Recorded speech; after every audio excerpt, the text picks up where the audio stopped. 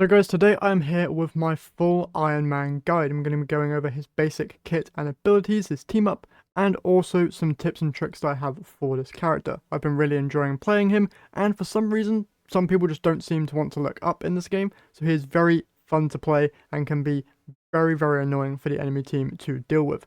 So we're going to first jump into his basic kit, then go over tips and tricks, and then end off with proficiency rewards and cosmetic options. So let's first cover Iron Man's two main attacks, these being Repulsor Blast and Unibeam. These are two very strong attacks, but I would highly recommend using them in two completely different scenarios. So Repulsor Blast, first off, fires nano pulse cannons forward. These are projectile attacks that explode on impact and are very good at dealing damage on targets from afar, whereas Unibeam fulfills a completely different role, where it fires a Unibeam forward. Basically, this is a hit scan laser that is very good for either finishing off targets that are trying to run away, or for dealing with other flying characters like an opposing Iron Man or Storm, maybe even a Star-Lord there as well, and potentially even any Iron Fist players who decide to join you in the air as well, because yes, for some reason that character can just do that with his normal attacks and the amount of jumps that he has. So Unibeam is going to be very good for dealing with those types of characters, whereas Repulsor Blaster is going to be mainly using for dealing with groups of enemies or just generally in combat.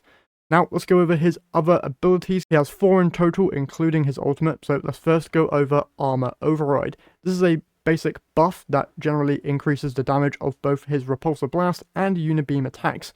So, in my opinion, you should be using this basically on cooldown, so you're always having this buff available to you. Now, if you are going against other flying characters, it's going to be very useful to have Armor Override active, so then you can easily deal with them. The free damage buff that it grants to your Unibeam will allow you to instantly annihilate those characters, or you can just use this on cooldown and just throw down suppressive Repulsor Blasts with an increased damage and increased blast radius. Very, very strong overall, just throwing down consistent high damage suppressive fire style attacks.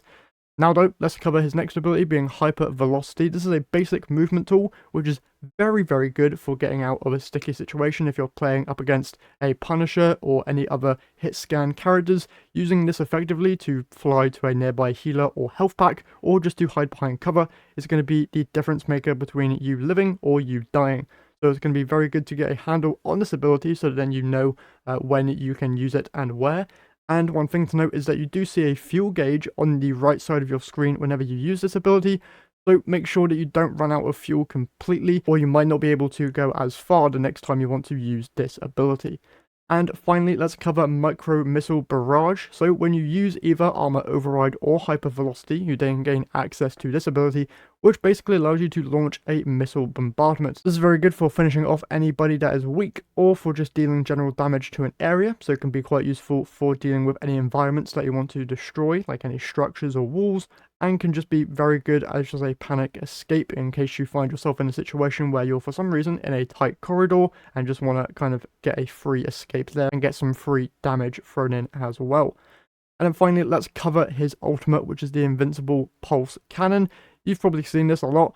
He basically charges up and is able to fire a massive ball of energy towards where he is aiming, and it will do a lot of damage. I've seen this ability be used to wipe out an entire enemy team if they're grouped up. So I would highly recommend making sure that the enemy team is quite grouped up before you use this ability. And one thing to remember is that there is a charge up to this, so probably not the best idea to just be out in the open and then use this ability whilst you're staring down an entire team, because they can just melt you before the ability actually takes effect. And finally here, let's go over his team up ability with the Hulk. This basically just allows the Armor Override to get a Gamma upgrade, basically increasing the damage that your Repulsor Blasts and Unibeam will do in the Armor Override state.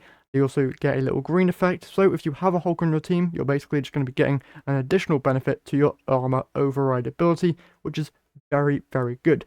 Now, I don't believe that it increases the blast radius of your Repulsor Blast attacks, but it might do. I feel like there was a little bit of a larger blast radius there, but from my testing in the practice range, didn't really seem to look all that different. Although in gameplay, it did actually feel quite a bit larger, so that might be something to test there. Now that we've gone through Iron Man's basic abilities and overall kit, let's talk about two other things, those being a major tip for Iron Man players, and one note to take about the main counters for Iron Man. First off, let's cover that one tip, which is to use the environment of the maps to your advantage. Obviously, if you're staying in the sky out in the open, you can very easily be shot down and dealt with no problem. But if you use the map to your advantage, like high-reaching pillars or buildings, you can actually use these as cover to kind of weave in and out of whilst firing off attacks at the enemy team. This is going to be a very useful tip, paired with hypervelocity. You're able to dodge in and out of these different cover spots, so I'd highly recommend taking advantage of these. Also, there are pillars and buildings that go from the bottom levels of the map to the very top, and these can be used as a safe way of ascending to the skybox of any and all maps. And then finally, let's talk the main 3 counters that I've run into when playing Iron Man, those being Hawkeye, Winter Soldier, and Iron Fist. So, Winter Soldier and Hawkeye both have abilities that are able to just yoink you out of the sky and pull you back down to the ground. One thing to note is that they do have this ability, so you can use hypervelocity to kind of quickly ascend back up to the skybox, or use it as just a way of escaping their onslaught of attacks. And for Iron Fist, he doesn't have an ability that can pull you out of the sky, but with his 4 jumps and his easy lock-on with his basic attacks, he is very easily able to just join you wherever you are in the skybox. So using Unibeam in these situations or just hypervelocity to get out of there is going to be a very good option for you. So next up, let's go over some of Iron Man's cosmetic options. If you come over to the hero screen here, you can see he's got a whole load of cosmetic skins right now in the game. First is his default, red and gold, very good looking. Then he does also have a black and gold option if you want this. This is a free skin that you can actually get in the game right now, and I'll throw the code up on screen, but also have it linked in the pinned comment. Then he does also have 2 other paid skins, which is a Avengers Endgame and Superior Iron Man skin, which all come with their own unique additional cosmetics. First, let's go over the Superior Iron Man skin here, which does look really, really cool with a silver, blue, and then sometimes red glow effect to it. Obviously, it comes with the skin. You get this spray nameplate, emote as well. Looks very good.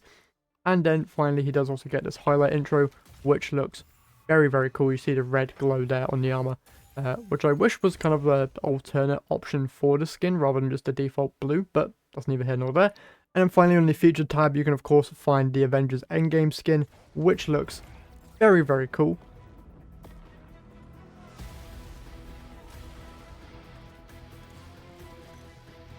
Got the Infinity Gauntlet there as well, which looks amazing. So obviously you get the Avengers Endgame skin. Sadly, the Infinity Gauntlet with the stones doesn't stay on his arm in game, but you also get a spray here, as well as an animated nameplate, another emote, which is a reference to the movie, which is kind of cool, and then the highlight intro once again, looking awesome there. Another glimpse of the Infinity Stones and stuff.